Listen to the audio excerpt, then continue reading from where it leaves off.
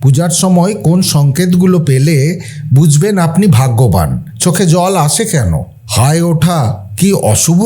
ঠাকুর ঘরে এই ভুল কখনো করবেন না। কখনো কি এমন হয়েছে আপনি পূজা করছেন, হঠাৎ চোখ দিয়ে জল বেরিয়ে এলো, অথবা প্রদীপ জ্বালানোর সময় হঠাৎ শরীরে কাঁটা দিল? কখনো কি পূজার মাঝখানে একের পর এক হাই উঠছে আর আপনি ভেবেছেন এটা কি অশুভ সংকেত? আবার এমনও হয় ঠাকুর ঘরে দাঁড়িয়ে হঠাৎ মনে হয়েছে যেন কেউ আপনার কথা শুনছে। আজ আমরা জানব পূজার সময় কোন কোন সংকেত সত্যিই শুভ, কোনগুলো শুধু শরীরের প্রতিক্রিয়া, আর কোন ভুলগুলো অজান্তেই আমাদের পূজার শক্তিকে কমিয়ে দেয়। শাস্ত্রে বলা হয়েছে ঈশ্বর কখনো সরাসরি এসে কথা বলেন না, তিনি সংকেতের মাধ্যমে অনুভব করান। আর যে ব্যক্তি সেই সংকেত বুঝতে শেখে তার জীবন ধীরে ধীরে বদলাতে শুরু করে। ভারতের সনাতন ধর্মীয় ঐতিহ্যে দেবদেবীর আরাধনা বা পূজা একটি অত্যন্ত গুরুত্বপূর্ণ অংশ। পূজার সময় যখন একজন ভক্ত নিজেকে সম্পূর্ণভাবে ঈশ্বরের চরণে সমর্পণ করেন, তখন তার শরীর ও মনে নানা ধরনের আধ্যাত্মিক সংকেত বা অভিজ্ঞতা ঘটতে পারে। এই অভিজ্ঞতাগুলো বাহ্যিক দৃষ্টিতে সাধারণ মনে হলেও ধর্মীয় ও আধ্যাত্মিক দৃষ্টিকোণ থেকে এগুলির গভীর তাৎপর্য রয়েছে। পূজার্চনা কেবল মন্ত্রপাঠ ও নৈবেদ্য নিবেদনের মধ্যে সীমাবদ্ধ নয়, এটি এক আধ্যাত্মিক যাত্রা। এই যাত্রাপথে অনেক সময় এমন কিছু সংকেত বা অভিজ্ঞতা ঘটে যা ভক্তের জীবনে শুভ সূচনা এবং দেবদেবীর আশীর্বাদ প্রাপ্তির ইঙ্গিত বহন করে। প্রাচীন শাস্ত্র অনুযায়ী পূজার সময় এই 5টি সংকেত দেখা গেলে ভক্ত নিজেকে অত্যন্ত ভাগ্যবান মনে করতে পারেন। এই সংকেতগুলি বোঝায় যে ভক্তের আরাধনা ঈশ্বর কর্তৃক গৃহীত হয়েছে এবং তার জীবনে ইতিবাচক পরিবর্তন আসতে চলেছে। প্রথমত, পূজার ঘরে সুগন্ধের অনুভব। যদি পূজার জন্য ব্যবহৃত ফুল বা ধূপের গন্ধ ছাড়াও হঠাৎ করে একটি তীব্র মিষ্টি বা অপার্থিব সুগন্ধ অনুভব করা যায়, তবে তা দেবদেবীর উপস্থিতি ও সন্তুষ্টির স্পষ্ট ইঙ্গিত। এই সুগন্ধ স্বর্গীয় আশীর্বাদের প্রতীক।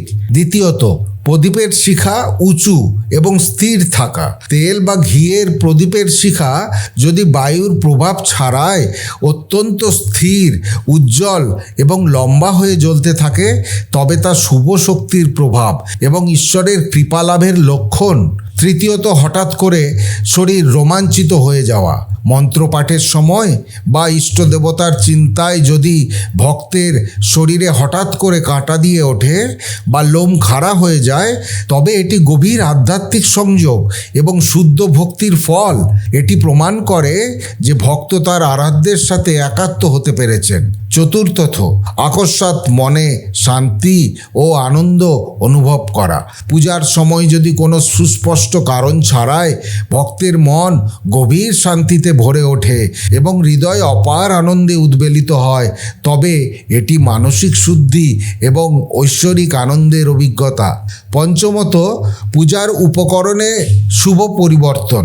যদি অর্ঘ্যের ফুল বা দেবদেবীর মূর্তিতে রাখা মালা হঠাৎ করে স্থানচ্যুত হয় বা সামান্য নড়েও ওঠে, তাকে অনেকে দেবশক্তির সাড়া দেওয়া হিসেবে গণ্য করেন।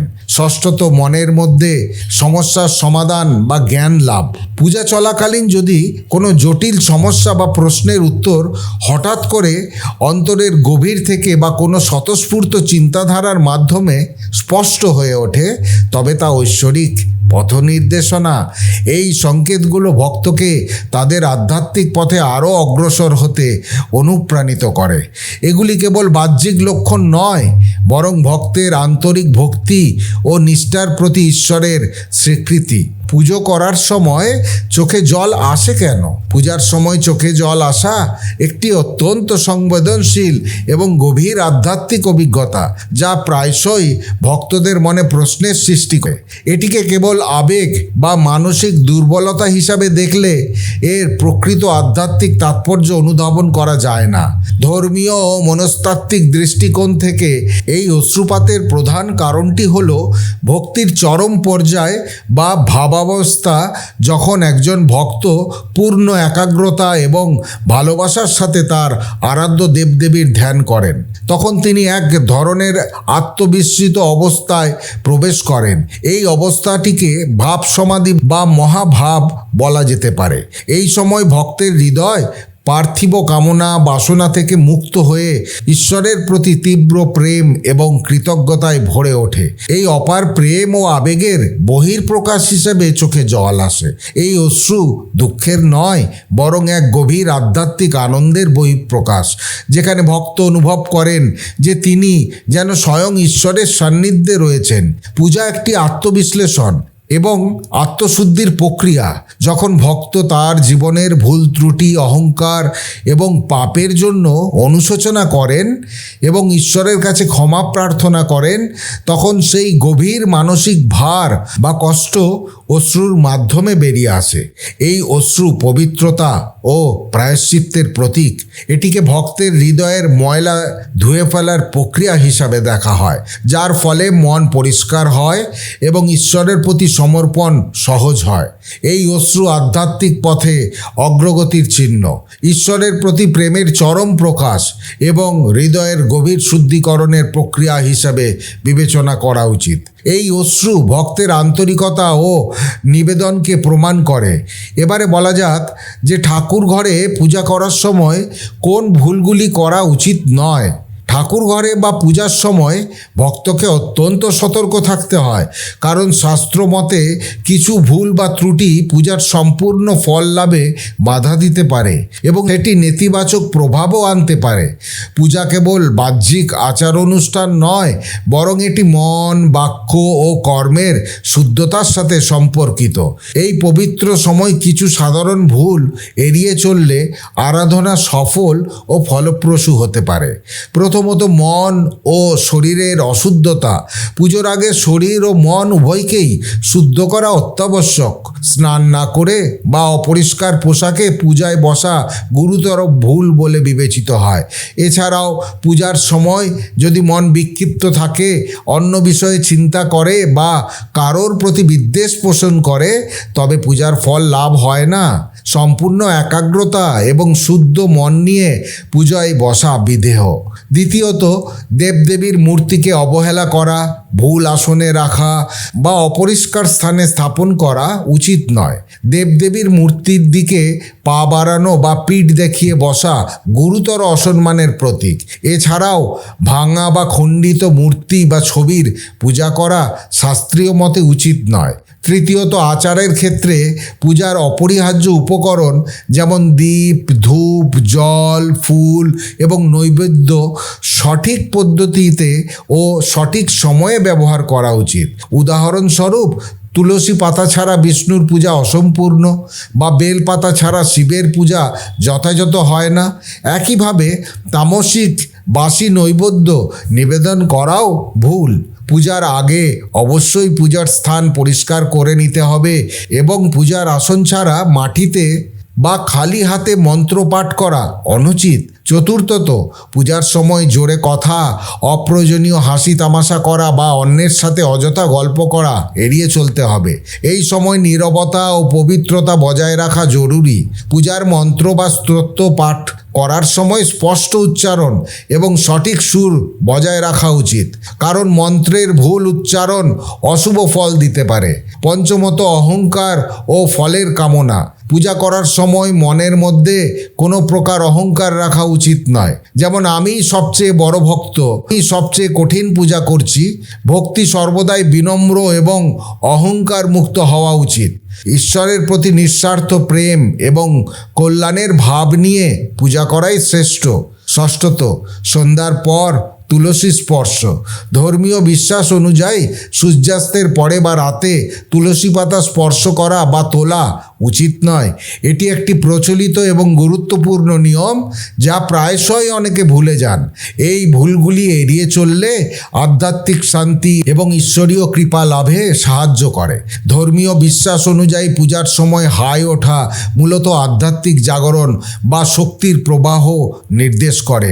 যোগ ও তন্ত্রশাস্ত্রে হাই ওঠা কখনো কখনো শরীরের সুপ্ত কুণ্ডলিনী শক্তি বা চক্রগুলির সক্রিয় হওয়ার লক্ষণ হিসাবে ব্যাখ্যা করা হয়।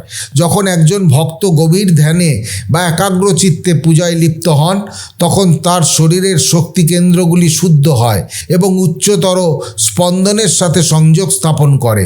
এই সময় দেহের মধ্যে প্রাণশক্তির অতিরিক্ত প্রবাহ ও চক্রগুলির মধ্যে শক্তির সঞ্চালনের কারণে স্বতঃস্ফূর্তভাবে হাই আসতেই পারে। এটি নির্দেশ করে যে ভক্তের ভক্তি আন্তরিক এবং ঈশ্বরীয় শক্তি তার শরীরে বা চেতনায় প্রবেশ করছে। এক্ষেত্রে হাই ওঠা শারীরিক ক্লান্তি নয়, বরং আধ্যাত্মিক শক্তির রূপান্তর এবং মনের প্রশান্তির লাভের একটি চিহ্ন। একজন প্রকৃত ভক্ত জানেন যে বাহ্যিক উপকরণ বা নিয়ম পালনের চেয়ে মনের শুদ্ধতা এবং ঈশ্বরের প্রতি নিঃস্বার্থ ভক্তিই প্রধান।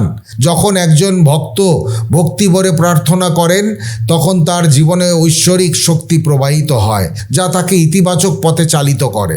শুভ সংকেতগুলি ঈশ্বরের আশীর্বাদকে নিশ্চিত করে এবং চোখে জল আসা ভক্ত ও ভগবানের মধ্যেকার প্রগাঢ় প্রেম সম্পর্ককে প্রমাণ করে। একইভাবে পূজার সময় এই ভুলগুলি এড়িয়ে চলার মাধ্যমে ভক্ত তার আধ্যাত্মিক যাত্রাকে আরও সরল এবং পবিত্র করে তোলে। পুজো হোক জীবনের একটি আনন্দময় মুহূর্ত, যেখানে প্রতিটি নিয়ম পালন হয় ভক্তি এবং ভালোবাসার সাথে, এবং প্রতিটি অভিজ্ঞতা হয় আধ্যাত্মিক উপলব্ধির এক নতুন সোপান। অনেকে শুধু সমস্যার সময় পূজা করেন।